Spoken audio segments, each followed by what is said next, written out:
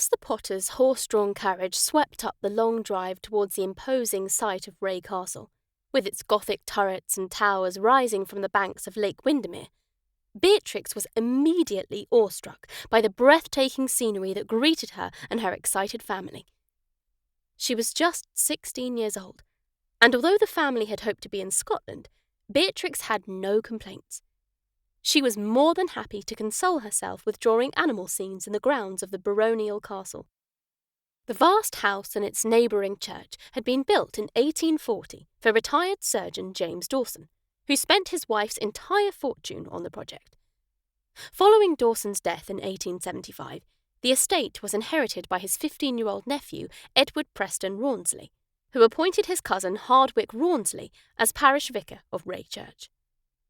Beatrix did not imagine she would meet anyone who interested her on the trip. She rarely struck up anything approaching a friendship, since she usually tended to alienate other children. But she found an unlikely ally in the form of Canon H.D. Rawnsley, who came to introduce himself to the family and offer his ecclesiastical services during their stay.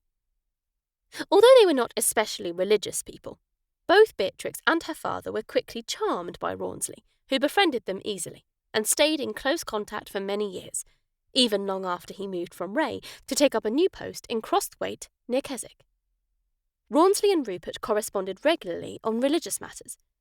Inspired by the vicar's infectious love of poetry, Mr. Potter began to build up a valuable collection of autographed letters once belonging to the Lake poets. Rawnsley was also an amateur naturalist who had in his time skinned and anatomized animals just as Beatrix and Bertram often did. Beatrix had never encountered an adult who wanted to talk to her before, and certainly not a man who actually listened to her ideas.